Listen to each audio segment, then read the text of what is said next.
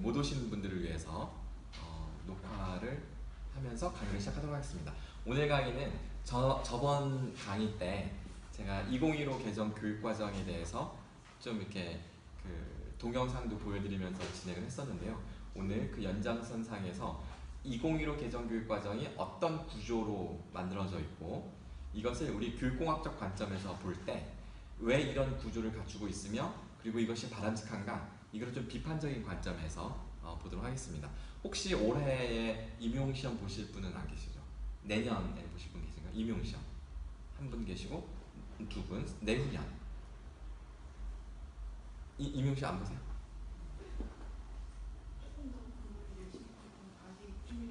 아직 준비 못해서? 어쨌든 하여간 언젠간 볼 수도 있고 하겠죠. 그 임용시험 보려고 할 때 가장 출제 가능성이 높은 게 이 2015 개정 교육과정의 이 틀, 구조를 이해하는 거예요. 필기하실 수 있으면 필기를 하시는 게 좋을 것 같아요. 잊어버리지 않도록. 그리고 교재는 60쪽과 61페이지를 딱 펼쳐놓고 보시면 돼요. 60쪽. 자, 그러면 2015 개정 교육과정의 구조를 설명을 드리겠습니다. 제가 교재 펴드릴게요. 예.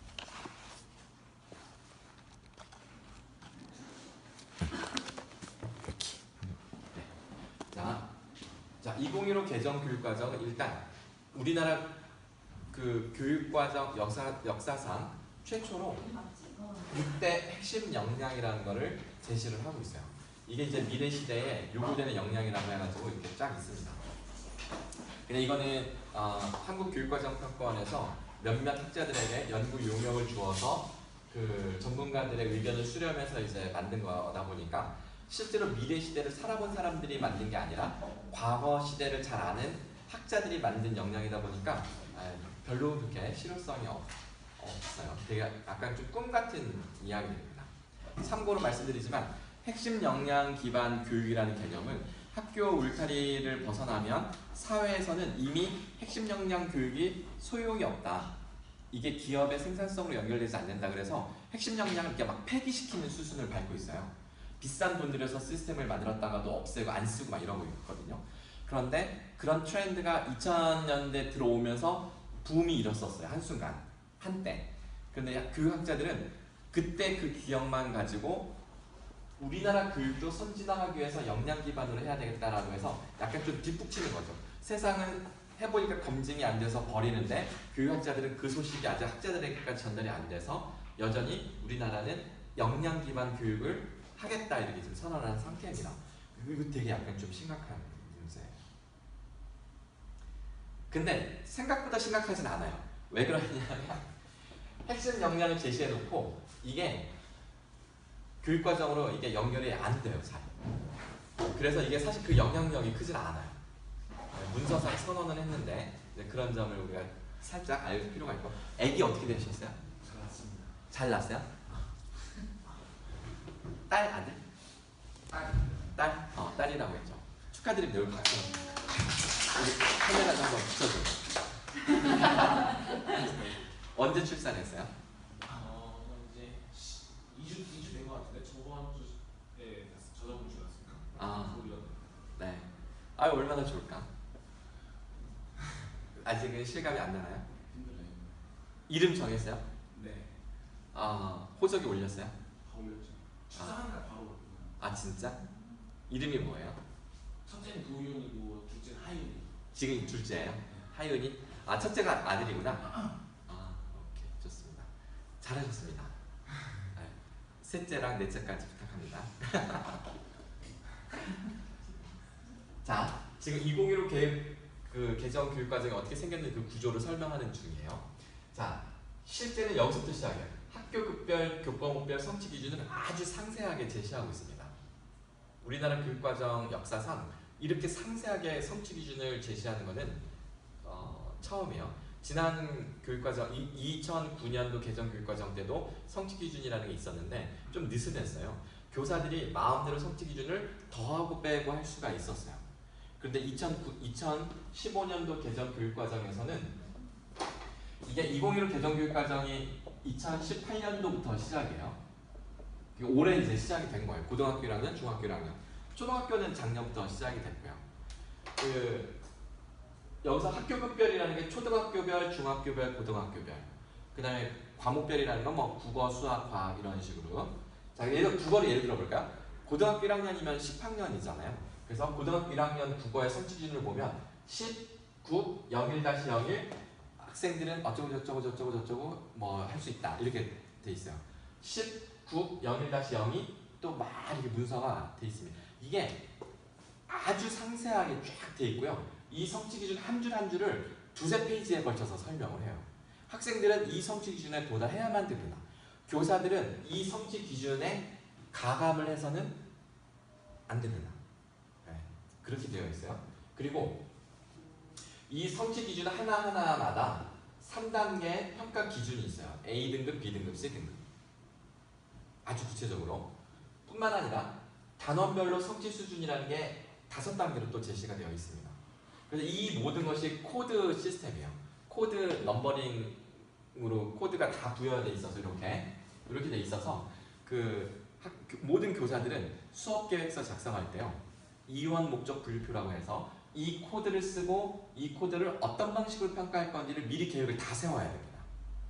그리고 그 평가 계획을 지필평가로 할 건지 수행평가 중에서도 논술로 할 건지 토론으로 할 건지 뭐 어떤 팀 프로젝트로 할 건지 이런 것들을 다 이 성취 기준대로 다 써야 됩니다. 그리고 나서 연간 학급 평가 계획을 수립해야 됩니다. 이거 기억나시죠? 지난번 수업 때 제가 동영상으로 3분 특강 이렇게 교사들이 만든 거 영상 보신 거 기억나세요? 네. 연간 평가 계획을 수립해서 학생들과 학부모들에게 그 계획표를 쫙 공지해야 돼요. 그러면 이제 어떤 효과가 있었다고 했죠? 학생들과 학부모는 우리 아이가 언제 어떤 시험을 볼지를 미리 알 수 있기 때문에 집에서 그 시험 준비를 미리 해줄 수 있어요. 수행평가 준비를 미리 해줄 수 있습니다. 학생들도 내가 언제 어떤 방식으로 평가를 받을지 알기 때문에 준비할 수 있습니다. 저걸 받은 기억이 없네요. 뭘 받은 기억? 이 평가 계획표를 알림장으로 아마 했을 텐데. 몇 학년인데요? 중1? 자유학기제라 그런 거 아닌데? 그럼에도 불구하고 해야 되는데. 네. 아직은 시행초라서 이게 아마 감시하진 않으니까. 근데 지금 몇몇 학교는 마치 연구학교처럼 되게 열심히 하고 있고요. 몇몇 학교들은 아직도 이 과정 중심 평가가 뭐야? 잘 이해가 안 돼. 막 이러면서 그래서 지금 계속 연수를 하고 있어요. 거기 가서 저는 근원적으로 틀렸다고 가서 말하고 있고 제 특강이 딱 끝나면 그 다음에 과정 중심 평가의 그 실무 교육을 막 하는 이 아이러니한 상황들이 지금 시도교육청에서 일어나고 있는데요. 어쨌든 교사들의 임무, 교사들의 미션은 이겁니다. 국가교육과정 성취 기준을 해독해야 돼요. 완전 숙지해야 됩니다. 두 번째, 그 성취 기준마다 도달 여부를 확인하는 평가 도구를 즉 수행평가를 개발해야 됩니다. 이 수행평가를 개발한 다음에 연간 학급 평가 계획을 수립해서 학생들과 학부모들에게 공지를 미리 하고요. 그리고 나서 교사들이 할 일은 그 계획대로 매 수업 시간마다 이 평가를 실행하는 겁니다. 수업은 언제 할까요? 수업이라는 게 따로 없어요. 이 수행평가를 실시하는 게 수업이에요. 이 현상을 놓고 교사들은 교육이 좀 더 바람직하게 바뀌는 것 같아. 왜냐면 주입식 교육이 아니라 수행평가 활동을 하니까. 근데 이걸 조금 더 넓게 높은 데서 내려다보면 결국 이 성취 기준에서 한치도 벗어나지 못하고 이 성취 기준 도달 여부를 측정하는 활동을 할 뿐인 겁니다. 자, 이렇게 해서 계획대로 평가를 실행하고 그 다음에 이것을 생기부에 기록합니다. 그게 학생부 종합전형 자료에 들어가는 중요한 데이터죠. 그렇기 때문에 교사들이 생기부에 학생들을 발달 상황을 기재할 때요. 성취 기준을 다른 걸 쓰면 안 돼요. 이거에 맞춰서 써야 돼요. 교사들의 재량이 없습니다. 오직 평가 유형만 정할 수 있어요. 성취 기준 같은 거는 건드릴 수 없습니다. 아시겠죠? 자, 이걸 명확히 이해하시고요.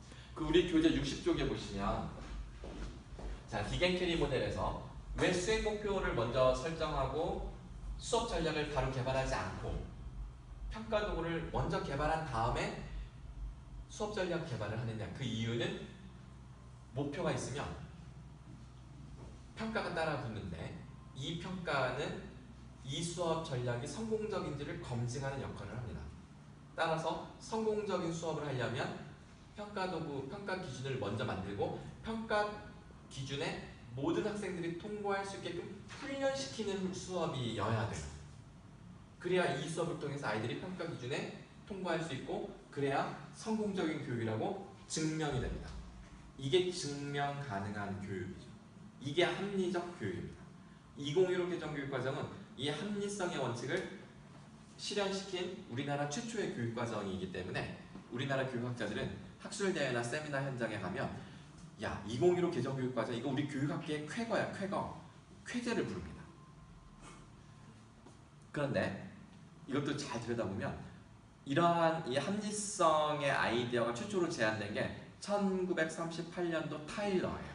미국의 교육평가 전문가 타일러라는 사람이 최초로 이 아이디어를 제안했습니다.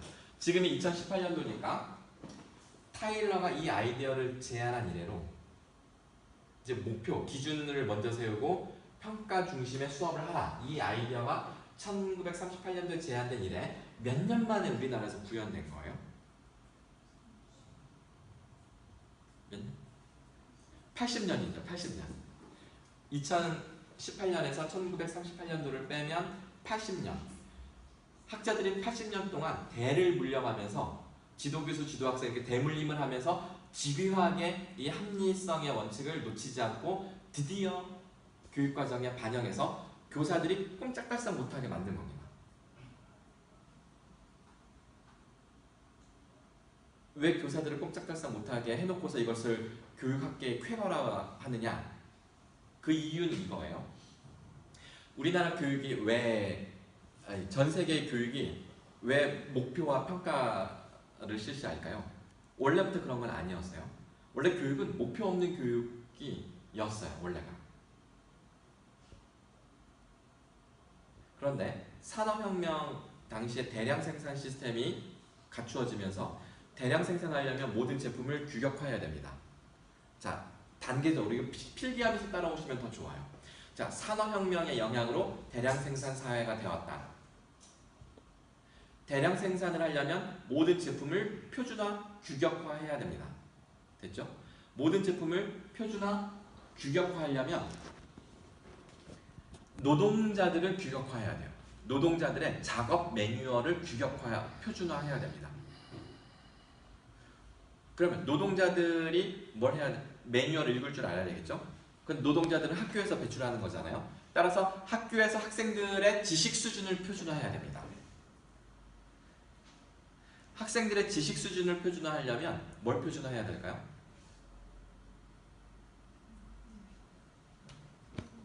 교육 내용, 맞습니다. 교육 내용, 즉 교육 과정을 표준화해야 됩니다. 자, 이게 교육 과정을 표준화하는 거죠.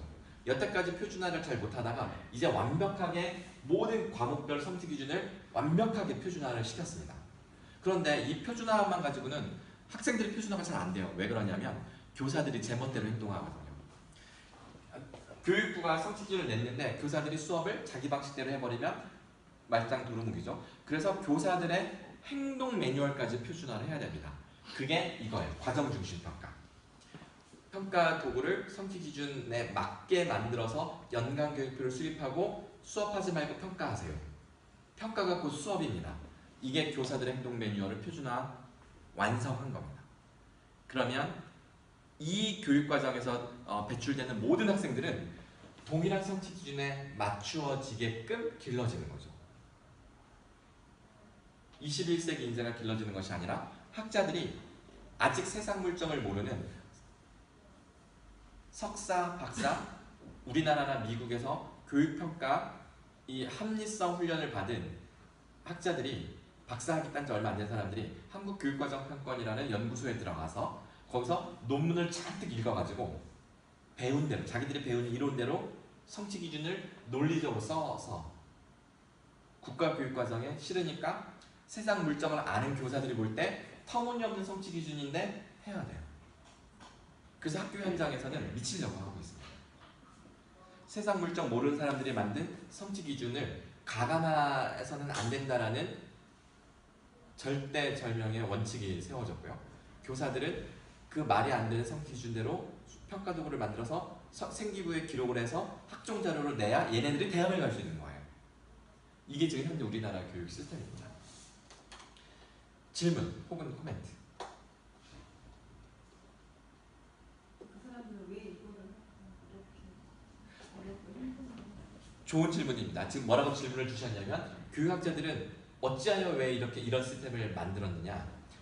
학자들은 학문을 하는 사람들이고요. 학문을 하는 사람들은 사이언스 과학을 하는 사람들인데 과학의 생명은 증명 가능성입니다. 오직 증명의 사활을 걸어요.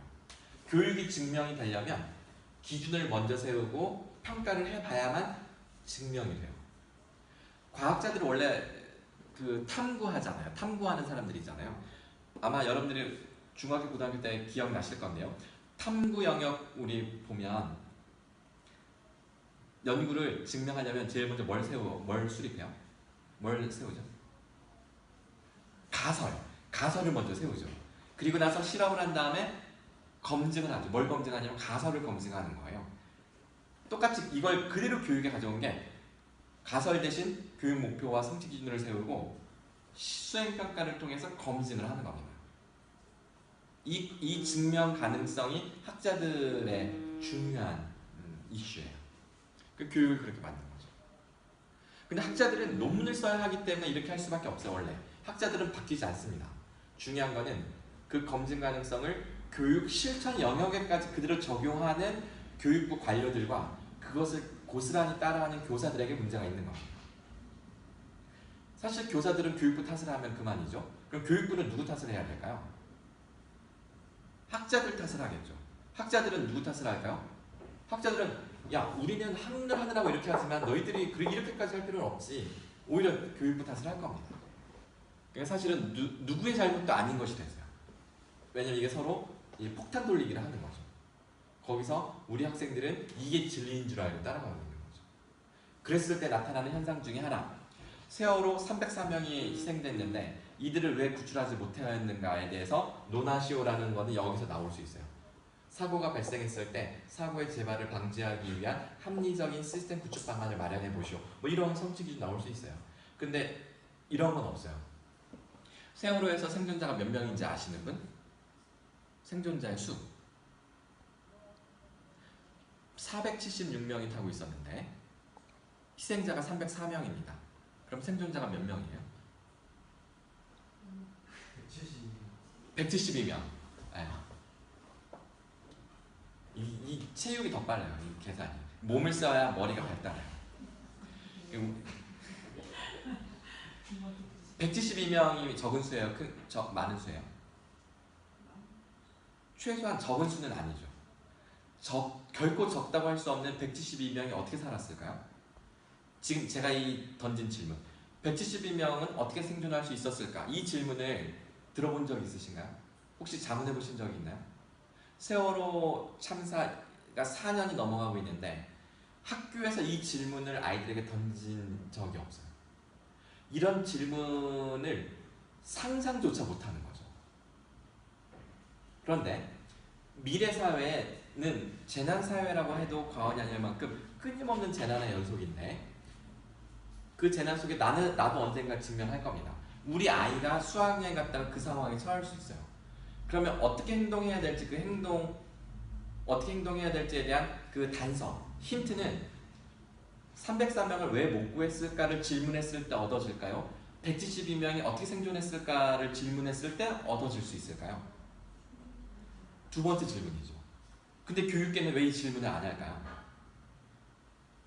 304명을 왜 못 구했을까라는 질문을 하다 이 질문밖에 못하니까 나오는 정책이 수학여행을 없애라. 학교 단위로 가지 말고 학급 단위로 수학여행을 쪼개서 가라. 막 이런 결론이 나오는 거죠. 172명이 어떻게 생존했을까라는 이 당연히 던져야 될 질문을 애들은 하고 있어요. 애들끼리는 그런 이야기 합니다. 근데 어떤 부모도 어떤 교사도 어떤 교육학자도 이 질문을 상상조차 못하는 거죠. 이게 증명 가능성에만 집착하는 교육이 보여주는 현실입니다. 합리성의 끝이에요. 그래서 일본 쓰나미 사례 기억나세요? 일본 미야기현의 오카와 초등학교가 그 2011년도 쓰나미가 덮쳤을 때 일본에서 학생들과 교사들이 지진이 나니까 운동장에 모였는데 쓰나미 경보가 나서 막 높은 곳으로 대피하세요 그랬는데 대피하지 않고 30분 동안 운동장에서 기다리다가 쓰나미에 모두 수장되고 마는 상황이 벌어졌잖아요. 왜 그랬다고요? 교장 선생님이 휴가 중이라서 연락이 안 된 거죠. 매뉴얼에는 교장 선생님 지시가 있어야지만 높은 곳으로 대피할 수 있는데 교장 선생님이 없으면 누구라도 해야 되는데 교사들이 뭘 했다고요? 그날? 토론을 했다고요. 어떻게 하는 게 좋을지. 토론하는데 걸린 시간이 30분입니다. 그리고 나서 결론을 내리자마자 쓰나미가 덮친 거죠. 더 황당한 것은 30분 동안 토론해서 내린 결론이 높은 곳으로 도망가는 것이 아니라 강둑으로 가는 거예요. 오히려 죽으러 가는 길로서 결론을 내린 겁니다. 10명의 교사가 토론을 해서 내린 결론이죠. 이 토론을 왜 했을까요? 이게 교사들의 행동 매뉴얼이에요. 국가가 정한 행동 매뉴얼입니다. 이게 합리주의자인 학자들이 우리를 뒤통수 치는 방식이에요. 본인들은 알까요? 본인들도 모르죠. 자, 질문, 코멘트. 제 이야기에 그냥 수용하시고 마시는 거예요? 질문 없어요? 코멘트.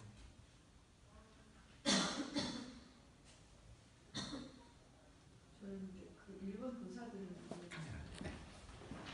이해가 안 돼요. 어떤 거? 교사들을 일본 교사들이 왜 그랬는지? 응. 아무리 왜 이게 좀 교장이 있다 그러면 교감이 있고 그 주임이 있고 학년이 있고 이렇게 다 되어 있을 텐데 교장이 비었으면 그 모든 책임이 여기 와 있잖아요. 이 사람 결정해서 가야 되는 거 그게 맞는 건데 10명의 교사들이 토의도를 해서 난 토론 자체도 쓰나미 경보가 울렸는데 예.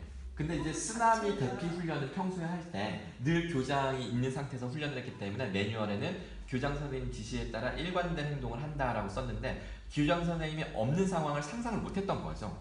그러니까 이제 그거에 대한 그래서 교장 구제 시 뭐 교감이 한다 뭐 이런 게 없었던 거예요. 그러니까 그 교사들은 토론을 한 겁니다. 그걸 만들기 위해서 그 자리에서. 토론 결과도 저는 토론 결과도 황당하죠. 그리고 이해할 수가 없다는 거죠. 그러면 세월호에서 학생들 나가지 말라고 인솔한 교사들은 이해가 되세요?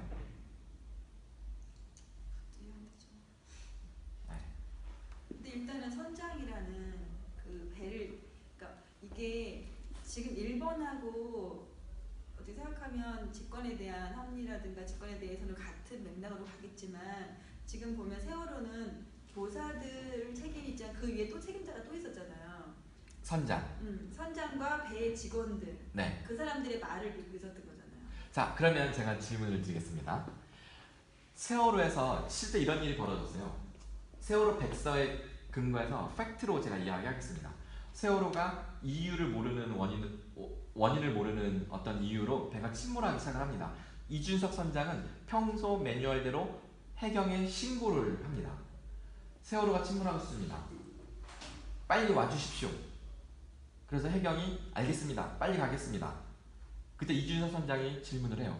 퇴선 명령을 내려도 되겠습니까? 해경에서 대답하기를 그걸 우리한테 묻지 말고 당신이 결정하세요 라고 합니다. 이준석 선장이 다시 한번 묻습니다. 아니 제가 너무 일찍 퇴선 명령 내리면 저체온 쪽에 걸릴 수 있습니다. 빨리 도착해야 되는데 언제 도착할지 내가 모르는데 퇴선 명령 지금 내려도 되겠습니까? 다시 물어요. 해경에서 다시 말합니다. 선장이 판단하십시오 라고 합니다. 자, 그리고 나서 20분이 채 되지 않는 시간에 고속 경비장과 헬리콥터가 도착을 해요. 그때 세월호가 이만큼 기울은 상태죠. 그때 배 위에 학생들 몇몇 있었고요. 헬리콥터가 이렇게 끌어올리고요. 물에 빠진 모든 사람들을 해경이 다 건져냅니다. 그 해경은 미션대로 다 했어요. 근데 이제 어떤 일이 벌어졌냐면 해경이 배에 올라타서 문을 여니까 선장 일행이 나와요. 그것도 막 반바지 차림에 우리가 잘 알고 있잖아요. 그래서 고무정에 태우죠. 자, 이때 이준석 선장 입장으로 한번 돌아가 보겠습니다. 이 사람은 정규직이 아닌 거 아시죠? 그냥 타임 스케줄대로 자기 타임이 되면 가서 일해주는 이런 사람이에요. 가서 신고 자기가 했어요. 그 세월호가 어떤 사람들이 많은지 이미 해경에 자기는 다 이미 접수한 상태입니다. 해경이 왔어요. 배에 올라탔어요. 해경이 가라면 가고 멈추라면 멈춰야 되는 일개 선장에 불과하죠. 해경이 올라타서 자기가 고무정에 올라타면 이 세월호에 남은 사람들을 구출하는 진두지휘권은 누구에게 있는 거예요? 해경에게 있을 거라고 생각하는 게 상식이죠. 이준석 선장이 법정에서 이렇게 진술합니다. 해경이 올라탔기 때문에 사람들이 다 따라 나올 줄 알았다. 아니 일단 오케이 그건 좋아. 그래서 묻죠. 아니 그래도 넌 선장 아니냐? 끝까지 남아 있었어야 되는 거 아니냐? 도의적으로. 죄송합니다. 그 점에서 할 말이 없었습니다. 그 순간 저는 제가 책임지고 있는 배가 침몰하고 있다는 그 상황 자체가 머리가 하얘져서 저는 아무 생각이 안 들었습니다. 이게 이준석 선장이 한 말이에요. 매우 지극히 인간적인 나약한 인간의 모습을 보여준 거죠. 마찬가지로 교장이 없을 때 토론하고 있는 교사들 이해가 안 되는 것처럼 이준석 선장의 이 나약한 모습이 어떻게 되는지 사람들이 그 상상조차 못하고 있다는 것도 우리가 납득할 수 없는 거죠. 이게 인간인가요? 이게 몇만 년 진화해서 이 글로벌 지구촌 사회를 지배하고 있는 인간의 모습인가요? 아니면 당장 멸종당할 것 같은 나약한 인간인가요? 생각해봐야 돼요. 이준석 선장에게 책임을 묻기에는 일단 법리적으로 책임은 거의 무죄라는 게 법리학자들의 정설이에요. 지금 도의적인 책임을 여러 가지로 해서 덮어 씌워서 지금 무기징역을 살고 있는 거죠. 그래야지만 희생자를 달래고 국민의 여론을 달랠 수 있기 때문에 정치적 판단이 개입됐다는 게 정설입니다. 법에는 선장 끝까지 남아있어야 된다는 게 없거든요. 신고했어요. 매뉴얼대로. 그리고 가만히 있으라는 이 명령은 해경이 와서 조절해야죠. 이준석 선장이 내린 명령이고 해경이 바탕 터치를 했는데 이준석 선장이 그 명령을 취소하지 않고 퇴선 명령 안 내렸다고 죄를 물을 수 있어요? 상황 맥락을 들여다보면 말이 안 되는 거예요.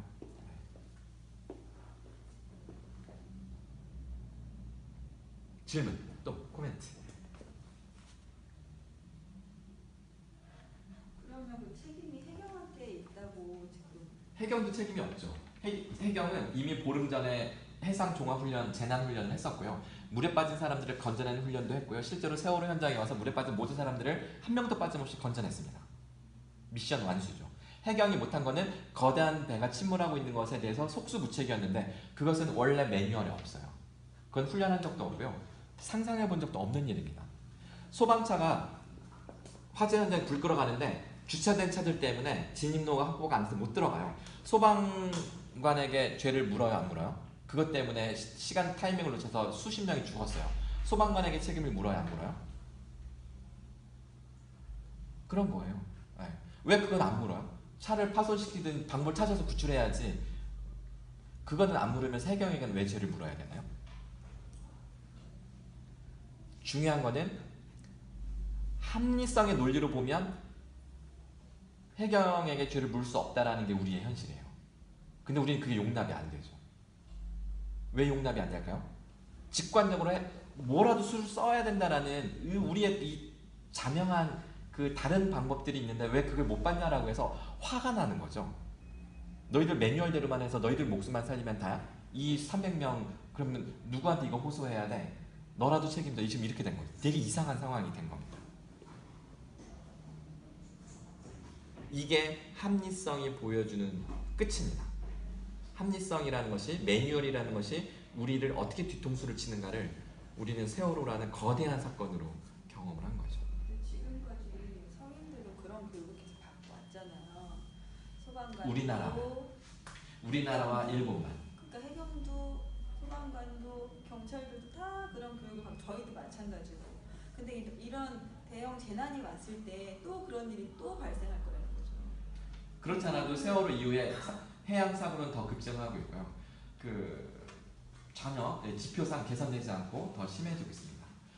또 재밌는 거 알려드릴까요? 문재인 정부의 공약이 뭐였어요? 실업률을 줄이기 위해서 비정규직, 정규직화하고 이런 거 다 약속을 했고, 이게 이 사회주의 혹은 복지 시스템을 강조하는 진보 진영의 관점에서는 논리적으로 이게 안 될 수가 없는 논리예요. 근데 지금 오늘도 아까 뉴스에 나오는데요. 소득 양극화가 더 심화됐습니다. 그리고 소비 수준도 더 심화됐어요. 그리고 비정규직 더 늘었고요. 실업률, 청소년 실업, 청년 실업률이 더 늘었고요. 통제가 안 돼요. 왜냐하면 세상은 합리성의 룰을 따르지 않는다라는 거죠. 트럼프가 김정은이 풍계리에 핵시설을 폭파시키자마자 3시간 만에 북미회담 취소할 거야. 밤 11시에 속보가 떴어요. 저는 그걸 딱 보는 순간 야, 역시 트럼프다. 판을 뒤엎을 줄 아네. 판을 뒤집어서 주도권을 이렇게 가져가는구나. 괜찮은 녀석인데? 라고 저는 생각을 하고 있는데 사람들이 카톡이 와요. 야, 트럼프 이거 말이 되니? 이거 양아치 아니야? 여러분들은 어떻게 생각하셨어요?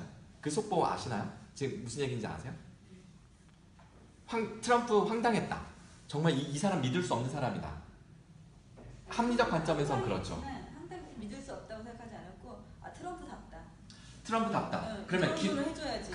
그리고 나서 김정은에 대해서 기대가 돼요. 왜냐면 김정은은 더 하니까. 그래서 어떻게 하나 봤더니 8시간 만에 담화문을 발표하는데 취소한 거 유감이다 라는 아주 예의적인 반응과 함께 근데 너 트럼프 방식도 우리 좋아. 괜찮아. 우리 항상 대화문 열어놓을 테니까 우리 열어놓을 거야. 라고 해서 똑같은 배짱으로 나가요. 그랬더니 트럼프가 뭐라고 화답해요? 되게 좋은 담화문이다.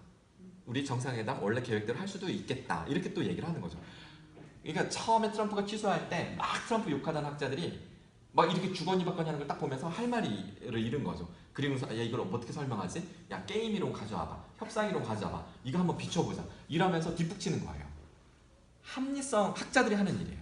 미래 세상이 펑 터지면 우리 애들이 막 헤매는 학자들은 설명하는 그때. 그리고 나서 그때 성취 기준을 만들어요. 세상은 또다시 바뀌는데 항상 뒷북치는 거죠. 그래서 어떻게 하면 좋을까요? 오늘 제가 동영상을 하나 보여드릴 건데요. 25분짜리입니다. 제가 아까 1, 2교시에서 그래서 교수님 그럼 도대체 어떻게 해야 됩니까? 그래가지고 지금 제가 왜 IB 교육과정, 제주도 교육청, 서울시 교육청 연구 프로젝트 하는 거 그때 한번 소개해드렸잖아요.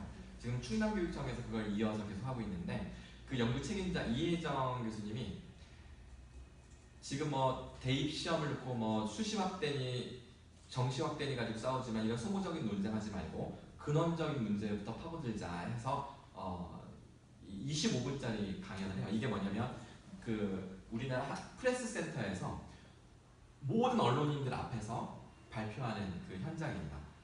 그 유튜브 영상이 엊그제 올라와서 제가 여러분들한테 보여드릴게요. 자, 이 화면이 나오는데 좀 시간이 걸리네요. 교육의 봄 10년 플랜 성명서를 지난 5월 3일 날 발표를 했어요. 서울에 있는 프레스센터에서. 거기서 서울대학교에 있는 무슨 교수가 와서 우리나라 인구 절벽 코앞에 와 있다.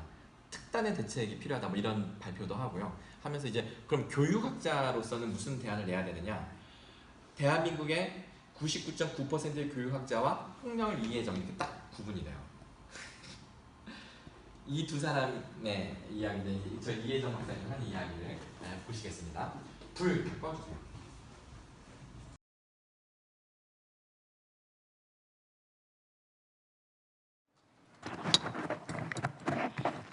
기지개를 한번 켜실까요? 지금 좀 시간이 돼서 기지개를 한번 좀 이렇게 켜주시고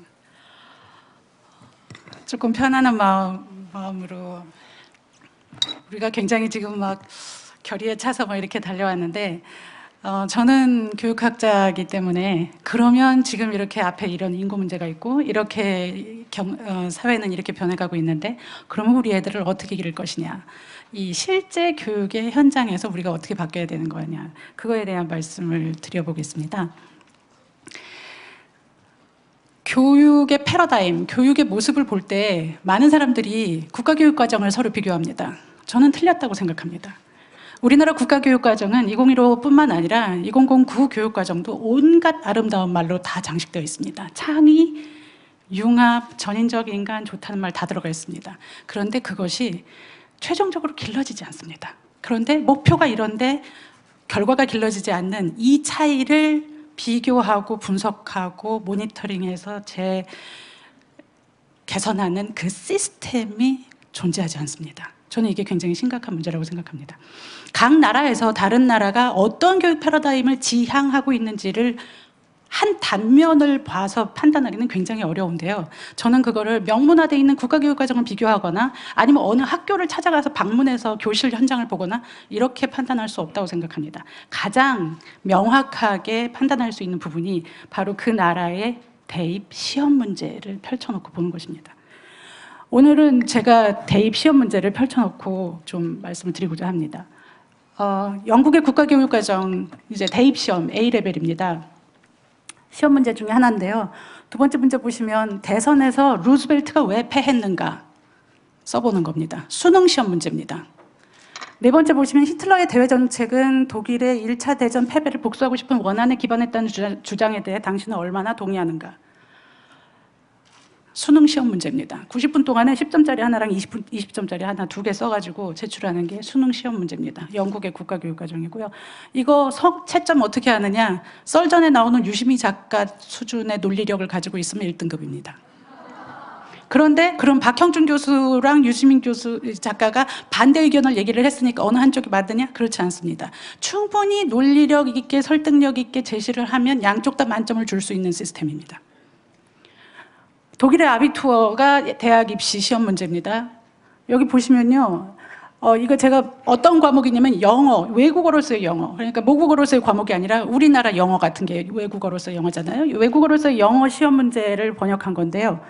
수능 시험 문제입니다. 교육부 장관을 인터뷰하려는 팀의 대변인으로 당신이 선발되었다. 학교는 어느 정도로 우리의 인생을 준비해주고 있나? 라는 주제에 대해 인터뷰 질문 문안을 작성해 보십시오. 이게 수능 시험 문제입니다. 우리나라 영어 수능하고 어떻게 다른지 비교해 보십시오. 학교 폭력은 지난 몇 년 동안 증가해 왔다. 유력 일간지의 그 원인과 효과를 분석하는 시문 기사를 한번 써보십시오. 부모는 성인의 나이에 이른 자녀의 의사결정에 어느 정도로 관여할 권리 혹은 의무가 있는가에 대해서 써보십시오. 어느 시험 문제도 객관식이 없고 어느 시험 문제도 문법을 묻지 않습니다. 프랑스 바칼로레아는 뭐 워낙 유명한데요. 철학 말고 자연과학을 한번 볼까요? 현실이 수학 법칙에 따른다고 할 수 있는가? 생물학적 지식은 일체의 유기체를 기계로만 여기기를 요구하는가? 사회과학에서는 권리를 수호한다는 것과 이익을 옹호한다는 것은 같은 뜻인가? 이런 시험 보고서 대학 갑니다. 물론 바칼로레아는 고등학교 졸업 자격 시험입니다만 문제는 뭐냐면 이런 게 수능 시험이고 그리고 이런 게 내신 시험 문제라는 겁니다. IGCSE라는 거는 고등학교 졸업 자격 시험입니다. 영국에서 개발된. 근데 거기에 한국어를 모국어로 하는 교육과정과 평가가 개발되어 있습니다. 이게 한국어 시험인데요. 법정 스님의 무소유 질문이 까뜩 나오고요. 개용무개 소설 백치하다다 질문이 한참 나옵니다. 그리고 소유의 부정적인 측면과 무소유의 긍정적인 측면이 비교 분석하라고 돼 있는데 이게 여기서 중요한 포인트는 뭐냐면 본문에 나오는 단어는 가급적 사용하지 마시오. 모든 걸 내 말로 써야 됩니다. 이런 시험 문제를 하기 위해서 수업 시간에는 선생님이 학생들이 뭔가를 얘기를 하면 그래 그게 알겠는데 그럼 네 말로 다시 표현해봐. 네 말로 뭐야? 이거를 내 생각으로 내 말로 그렇게 바꿔서 표현하는 거를 계속 훈련을 시킵니다. IGCSE의 또 다른 시험 문제. 오늘은 내 생일입니다. 친구들이 장난으로 내 눈을 가리고 어떤 곳으로 나를 데려갑니다. 촉각, 후각, 미각, 청각 등을 통한 느낌을 사용해서 그곳이 어떤 장소인지 묘사해 보십시오. 영국에서 개발한 한국어를 모국어로 하던 시험 문제입니다. IB는요, 인터내셔널 바칼로레아의 약자인데 대입 시험 문제입니다. 이것도 한국어를 모국어로 하는 교육과정과 시험이 개발되어 있습니다. 한국어 시험입니다. 시간은 문학 작품의 중요한 주제이다. 시간은 미래를 위한 희망, 잃어버린 것, 슬픔, 추억의 중요성 등 인간에게 있어서 아주 중요한 부분이다. 공부했던 작품 중에서 시간의 중요성에 대해서 2시간 동안 논하는 겁니다. 문학 작품은 허구임에도 불구하고 진실을 추구한다고 말할 수 있는지 구체적인 예를 들어서 2시간 동안 설명하는 겁니다. 우리가 그냥 돌아가면서 한번 의견 얘기해보자 이런 종류의 그런 수업으로는 2시간을 쓸 수 있는 논리력이 길러지지 않습니다. 그 근육이 길러지지 않습니다. 저희 큰애랑 둘째랑 제가 애가 둘인데요. 둘째가 이제 작년에 중학교 2학년이었습니다. 중학교 2학년 시험입니다. 여기 보시면은 다음 그림을 보고 이를 통해 알 수 있는 색의 혼합은 색이 없지 않습니까? 피카소가 와도 풀 수 없습니다. 그런데 저희 둘째가 다니는 학교는 사교육 1번지는 아니어도 2번지 정도는 되는 아주 내신이 치열한 학교입니다. 이 학교의 이 미술의 평균이 88점이었어요. 전교 평균이. 다 프린트물을 보고 외워서 시험을 본 겁니다. 여기 보시면 이렇게 회전시켰을 때 이 두 개를 보고 알 수 있는 명도와 채도의 변화는 무엇인가입니다. 실화입니다. 실화. 이런 식의 시험 문제가 나옵니다. IGCSE라는 시험은 고등학교 졸업 자격 시험이라고 했잖아요. 여기도 미술 시험이 있습니다. 표준화된 시험이기 때문에 수능처럼 보는 날이 있습니다. 미술 시험은 그 시험 보는 날보다 몇 달 앞에 시험 문제가 공개가 됩니다. 이게 시험 문제예요. 헤어드라이어, 변하는 시간들, 직장에서, 은폐, 당황하다. 이 중에서 하나의 주제를 골라서 일주일에 한 번이나 두 번 정도 있는 미술 시간에 학생들은 이 중에서 내가 어떤 주제를 선택했는지, 왜 선택했는지, 그걸 어떻게 아티스틱하게 표현할지, 그리고 그거를 어떤 매체로 할지, 수채화, 유화, 만들기, 판화 등등 어떤 걸로 할지를 결정하고 그걸 표현하고 그리고 그것을 기록해서 제출하는 것이 시험입니다. 경험하지 않은 어떠한 암기도 평가하지 않습니다. 이게 IGCSE 평가인데요. 이게 시험인데요. 학생이 다빈치 노트에 보니까 이렇게 태아에 대한 기록이 있대요. 그래서 이 다빈치 노트를 보고 태아라는 테마를 꺼내고 태아를 찰흙으로 만들어보고 태아를 만드는 과정도 사진을 찍고 이 뒤에 붉은색의 벽은 전부 다 자궁의 벽이래요. 그리고 여기는 낙태하다라는 단어가 있습니다. 다빈치 노트에서부터 낙태에 이르기까지 이 아이가 표현하고 싶은 메시지를 최대한 아티스틱하게 표현하는 전 과정을 기록해서 제출을 합니다. 이게 시험입니다. 표준화된 시험이에요. 과학 시험 볼까요? 수능 시험입니다. 생물인데요. 새의 노랫소리 발달 과정을 서술하시오. 역사 수능 시험입니다. 전쟁이 사회 변화를 가속화시킨다는 주장에 대해서 어떻게 생각하는지 두 가지 이상의 전쟁 사례를 들고 이에 대한 의견을 90분 동안 쓰는 겁니다. 국정교과서, 거민정교과서가 가지고 전 국민이 싸움을 붙었을 때 국정은 전부 다 악이라고 표현을 하고 거민정은 선으로 프레임화해서 싸울 때 저는 거민정이 과연 선이냐 이런 종류의 메시지 칼럼을 썼다가 그날 몰매를 맞았습니다. 거민정을 선택을 한들 우리나라는 8개이고 80개든 800개든 모든 거민정을 비교 분석하면서 배우는 학생은 단 한 명도 존재하지 않습니다. 어떠한 거민정을 선택하든 우리나라 학생들이 배우는 것은 그 거민정 교과서를 처음부터 끝까지 완벽하게 외워야지만 학교 시험에서 고득점을 받을 수가 있습니다. 어떠한 아이도 임진왜란, 병자호란, 삼포회란, 정유재란, 다음 중 시대순에 알맞게 나열한 것은 이거는 다 읊어내도 그런 전쟁이 끝난 후에 평화 합의가 또 다른 갈등을 야기한다는 주장에 대해서 너는 어떻게 생각하느냐에 대해서 2시간 동안 쓸 수가 없습니다. 외국어 IB 외국어 시험입니다. 외국어 시험은 영어를 제가 번역했는데요. 영어는 이렇게 시험 문제가 나옵니다. 수능 시험이에요. 무슨 파티를 개최합니다. 당신의 친구에게 당신이 어떤 의상을 선택했고 왜 그것을 선택했는지 기술하는 이메일을 쓰십시오. 블로그 글을 쓰십시오. 페이스북 메시지를 써보십시오. 학교 교장 선생님한테 편지를 써보십시오가 수능이고요. 말해보십시오가 내신입니다. 어떠한 경우도 문법 시험을 보지 않습니다. 저희 둘째가 작년에 시험 본 중학교 2학년 기말고사 영어입니다. 풀어보실까요? 만약 네가 덜 먹고 싶다면 파란색을 사용해봐. 무슨 말인지 몰라도 일단 했어요. 네가 좀 더 건강해지길 원한다면 내일부터 운동을 시작해. 근데 그 운동이라는 단어에 exercise는 사용하지 마. 그리고 총 11단어로 표현을 해야 돼. 근데 총 11단어로 표현을 하려고 봤는데 참고로 저희 둘째는 아들입니다. 굉장히 단순해요. 여기 뒤에 보니까 문제 풀으려고 했더니 2개 모두 작성 시 빵점 처리. 근데 하나를 했잖아요. 그러니까 두 번째 걸 하면 빵점 받을까 봐 안 하고 넘어갔어요. 그랬더니 나중에 보니까 이 앞에 거는 3점짜리 문제고 뒤에 거는 5점짜리 문제여서 앞에 걸 맞은 사람은 무조건 마이너스 2점. 그래서 1등급에서 2등급으로 탈락. 이게 현실입니다. 왜 이런 문제를 내냐고요? 학교 교사들은 수준별 평가라고 해요. 근데 왜 이런 문제를 트릭을 거느냐? 정상적인 문제에서 애들이 잘 안 틀립니다. 이런 이상한 문제에서 애들이 틀려요. 그럼 이런 이상한 문제에서 변별이 되고요. 이런 이상한 문제에서 1등급에서 2등급으로 갈립니다. 그러면은 그게 무슨 여파가 생기냐면 그 학교 인근에 A 중학교 내신반, B 고등학교 내신반 그 학원들이 생겨요. 그 내신반에서 이런 문제에 최적화되게 애들을 밤 12시까지 훈련을 시킵니다. 제가 이거를 옥스퍼드 영문과하고 미국에서 15년 동안 교수하신 분한테 이 문제를 풀어보라고 시켰습니다. 그랬더니 이걸 막 하더니 손가락을 세면서 13단어가 나오는데 15단어가 나오면 좀 더 고급스러운 표현을 쓸 수 있는데 한국에서는 11단어로 쓰면 영어를 잘한다라고 인식하는 거냐라고 저한테 물었습니다. 우리 한국말 하잖아요. 한국말을 잘한다는 게 몇 단어로 한국말을 얘기하는 게 그렇게 중요합니까? 그런데 우리나라 중학교 문제집을 보니까요. 이렇게 몇 단어로 영작하시오의 문제가 도배가 돼 있습니다. 뭐 생물 시험 문제, 수능 시험 문제, 뭐 무슨 가설을 검증해 보시오, 이유를 제안해 보시오. 이게 수능 시험 문제입니다. IB에서. IB 중학교 시험 문제의 평가 기준을 보시면요. 전체 100점 만점 중에요. 4분의 1, 그러니까 딱 25%까지만 이 내용을 얼마나 제대로 숙지를 했느냐예요. 그리고 그 다음에 너머의 생각, 더 비판적이고 창의적인 사고적인 꺼내는 그런 걸 평가하는 게 B, C, D 75%가 있습니다. 우리는 저 25%의 평가를 100%로 지금 현재 하고 있는 그런 상황입니다. 전 세계 패러다임을 보시면요. 이게 영국의 A레벨, 프랑스의 바칼로레아, 독일의 아비투어, 미국의 AP, SAT, ACT, 그 다음에 인터내셔널 바칼로레아는 국적이 없죠. 그 다음에 한국의 수능, 이렇게 비교를 해보면요. 형태가 이게 다 수능입니다.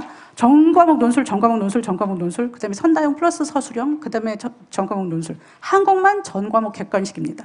채점자가 전부 다 교사, 기계, 교사 이렇게 되는데 한국만 100% 기계입니다. 산출은 다 절대평가. 한국만 상대평가입니다. 내신이 다 100% 논술 플러스 수행, 논술 수행. 한국만 객관식 상대평가 플러스 수행입니다. 여기에 보시면 여기에 이 나라들이 전부 다 입학 시험을 반영하고요. 그 다음에 내신을 적절히 반영을 합니다. 한국은 입시 없이 내신만으로 가는 전형이 있고 내신 없이 입시만으로 가는 전형이 있습니다. 굉장히 특이한 전형을 운영을 하고 있습니다. 필터 시기, 대량으로 탈락이 언제 되느냐. 입학 시에도 되지만 독일하고 프랑스는 재학 중에 엄청나게 많이 되고요. 영국하고 미국도 재학 중에 엄청나게 많이 탈락을 합니다. 대한민국은 입학 때만 대량으로 탈락을 하고 일단 입학을 하면 그 다음은 롤러코스터가 됩니다. 패러다임으로 보면요. 이 나라들이 전부 다 꺼내는 교육인데 한국만 집어넣는 교육을 최종적으로 평가하는 시스템을 가지고 있습니다.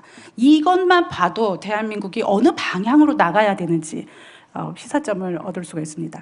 한국 학생들에게, IB 학생들에게 수능 시험을 한번 봐보게 했고요. 수능 시험 보는 학생들한테 IB를 한번 봐보게 했습니다. 수능 시험 보는 학생들이 IB를 봤을 때 IB를 보는 학생들이 수능 시험을 봤을 때 혹여 시험을 잘 못 보면 실력이 모자라서 그럴 것이다라는 개인 변수가 들어갈 걸 우려해서 옥스퍼드, 캠브리지, 홍콩대 등 이미 서울대보다 랭킹 높은 학교에 합격한 학생들 중심으로 수능 시험을 봤습니다. 한 명도 1등급이 없었어요. 캠브리지 공대도 대한민국 수능에서 반타작 받았습니다.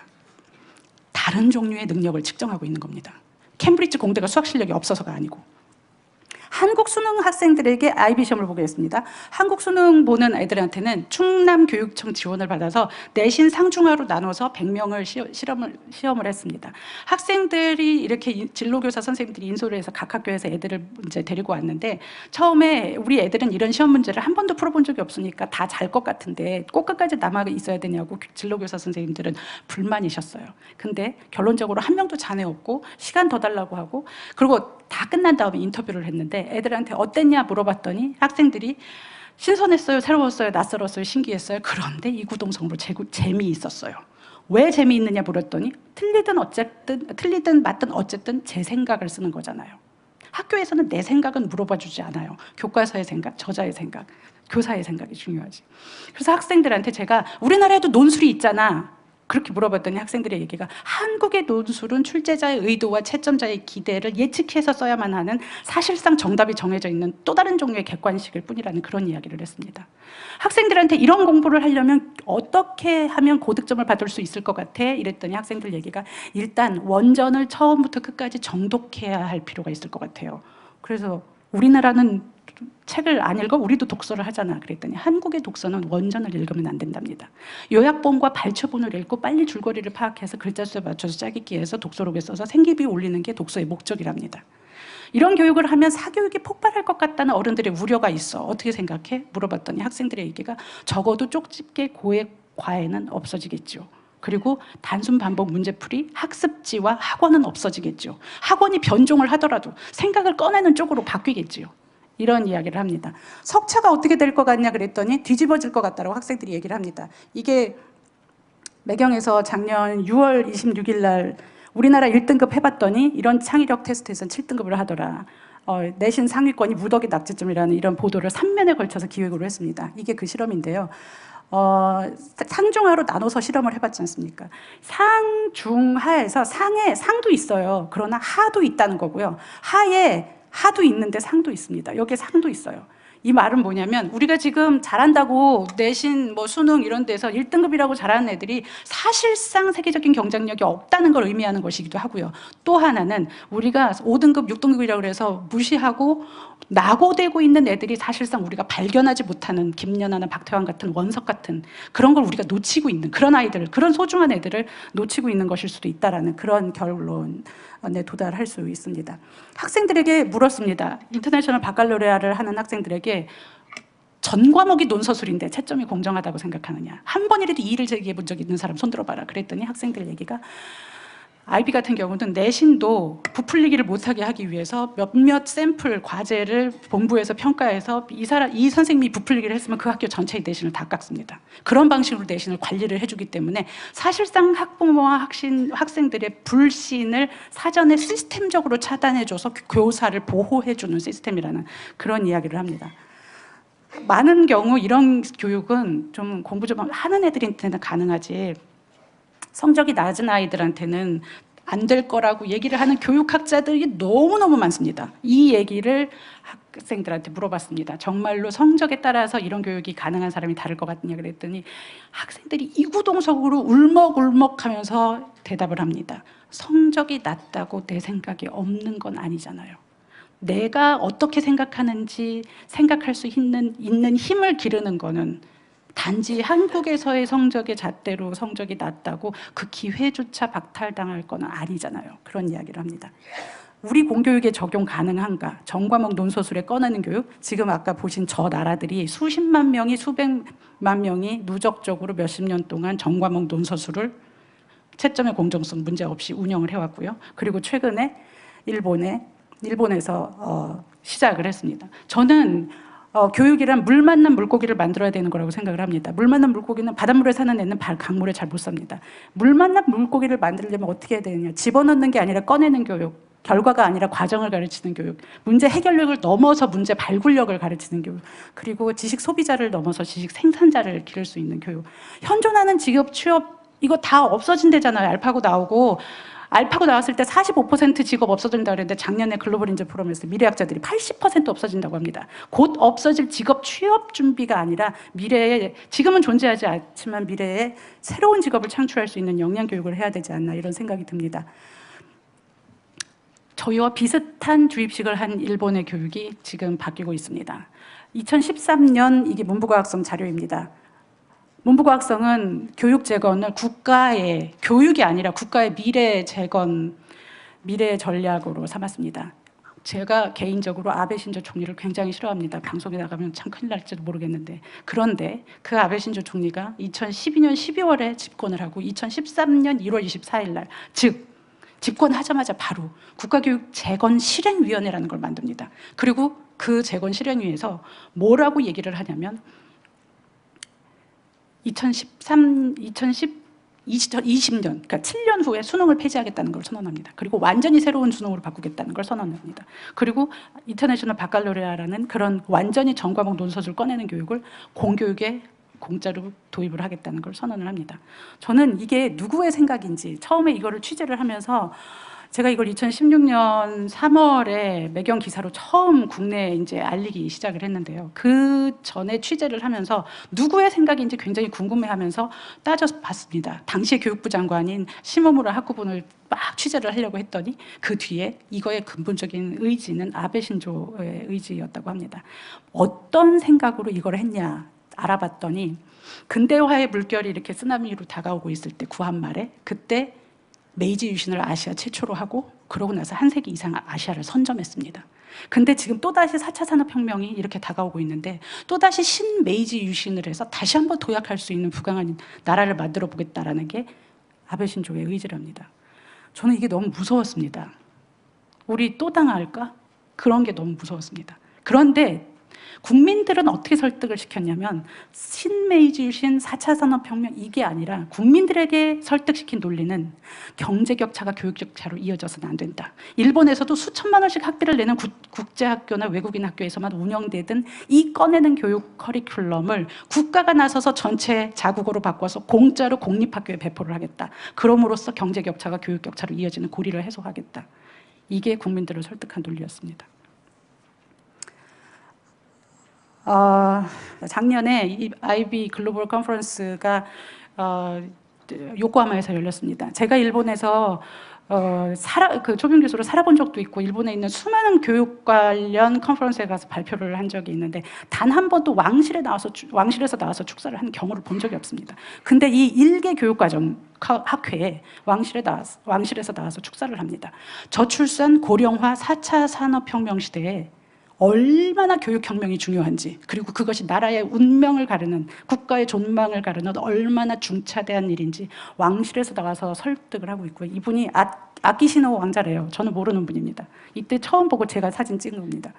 아키시노 왕자라는 분이 1,500명 앞에서 선언을 했고요. 그리고 그 이후에 교육부, 이렇게 정치인들이 쭉 그 뒤를 이어서 축사를 합니다. 저는 이런 그 IB 학교 같은 꺼내는 학교를 200개를 공립학교에 도입한다고 하는데 우리나라 정부 측에서 그러니까 일본에 가서 보고서 다시 돌아와서 하는 말이 그게 정말 좋은 거였으면 왜 200개 밖에 안 했겠냐 이렇게 얘기를 하는 걸 보고 기절을 했습니다. 저는 200개씩이나라는 걸로 봤거든요. 임진왜란 전에 선조가 2명을 일본에 파견을 했습니다. 근데 한 명은 와서 전쟁이 일어날 것 같다라고 했고 다른 한 명은 전쟁이 일어날 것 같지 않다라고 했습니다. 그리고 그 후자의 얘기를 선조는 듣고서 그리고 우리나라는 엄청난 피해를 입었죠. 저는 200개 밖에라고 생각하는 사람들이 우리나라 미래를 어떻게 보고 있는지가 너무너무 걱정스럽습니다. 저는 200개씩이나로 봤습니다. 그리고 한 개도 없는 우리 공교육과 200개가 2,000개, 2만 개로 퍼져나갈 수 있는 그 파급 효과를 고려하지 않는 위정자들에서 다시 한번 우리가 결국은 교육의 봄 우리 그 10년 플랜 팀이 의지를 가지고 의견을 내고 그렇게 해서 이걸 200개 밖에라고 보는 그런 안이한 생각에 경종을 울려야 되지 않을까. 그래서 근대화가 돼도 사실은 늦게 해서 나라를 잃었던 구한말의 어리석음을 다시 한번 반복하지 않기를 간절히 바랍니다. 감사합니다.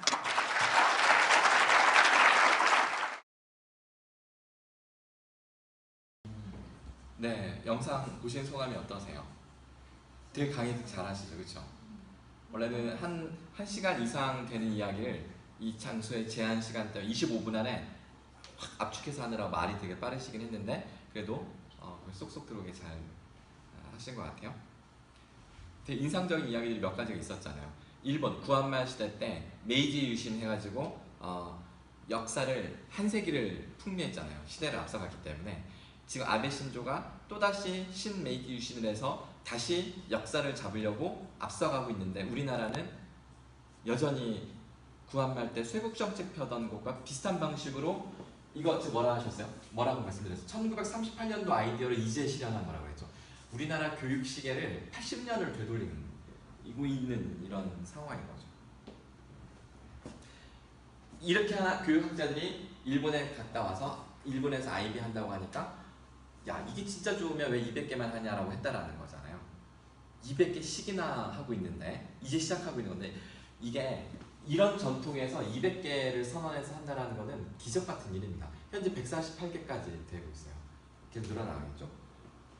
선조 때 일본을 갔다 온 두 그 신하가 한 명은 침입할 것 같다, 한 명은 침입 안 할 것 같다. 안 할 것 같다는 말을 들었다가 우리가 임진왜란을 겪은 거하고 같은 상황이 지금 벌어질 수 있다라는 이야기는 정말 우리가 심각하게 들어야 될 이야기입니다. 아까 세월호 이야기가 나왔었는데요. 세월호의 희생자가 304명을 왜 못 구했는가? 라는 질문이 이 구조에서 충분히 나오죠. 원인을 따지는 방식의 성취 기준이기 때문에. 그런데 생존자가 몇 명이었다고요? 172명은 어떻게 살았을까? 이런 질문을 던질 수 있다는 상상조차 못합니다. 이 구조에서는. 하지만 우리의 생명은 그 질문을 던져야 되는 거죠.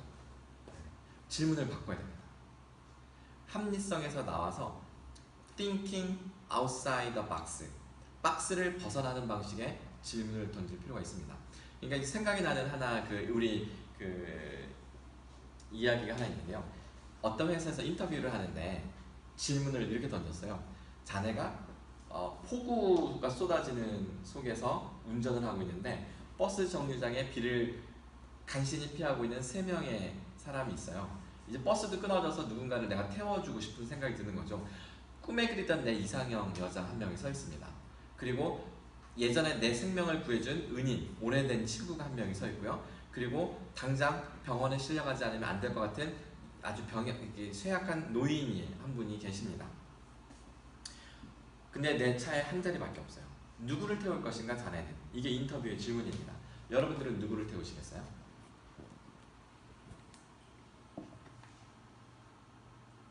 누구를 태우시겠어요? 어떻게 해요? 찡겨태면 안 되는 것 같아요. 제한이 딱 있어요. 한 명밖에 태울 수 없습니다. 그러니까 저를 당황하게 하는 질문이에요. 찡겨타면 안 되냐? 낑겨타면 안 되냐? 당연히 그래도 되죠. 아마 이 질문이 미국에서 나온 사례라서 우리는 이걸 잘 모르는 건데 당연히 그렇게 하죠. 그 생각을 내려놓고 일단 한 명만 태울 수 있다.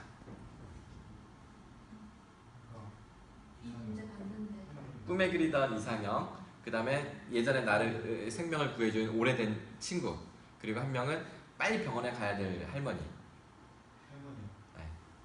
이게 워낙 유명한 문제라서 근데 기억이 안 나신다는 거죠. 다 기억나요. 다 기억나셨어요? 뭐예요 답이? 알려주세요. 생명의 은인한테 짝티를 주고 위급한 환자를 태워서 묻는 다음에 자기는 이상형이랑 남아서 기다린다. 그렇죠. 그게 답이에요. 이게 thinking outside the box 하는 거죠. 어때요? 이 답이?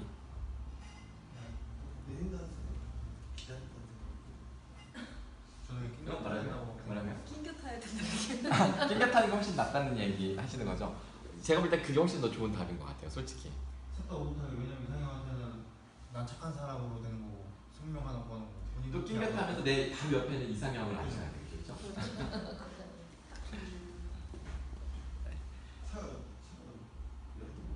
스포츠카니까 비싼 거 나가. 한 명밖에 못 태우고 그 비싼 스포츠카니까 막 이렇게 제한에 얽매이는 거 이런 걸 탈출해야 돼. 이렇게 깨야 돼요. 진짜 박수 치고 싶다. 멋지다. 네. 오늘 최고의 답입니다. 이런 통찰력이 사그라들지 않고 좀 주변 사람들에게 확산이 돼서 우리 사회가 좀 더 빨리 밝아졌으면 좋겠습니다. 저도 열심히 노력하고 여러분들도 열심히 노력해 주세요. 네, 오늘 강의는 이것으로 마치겠습니다. 수고하셨습니다.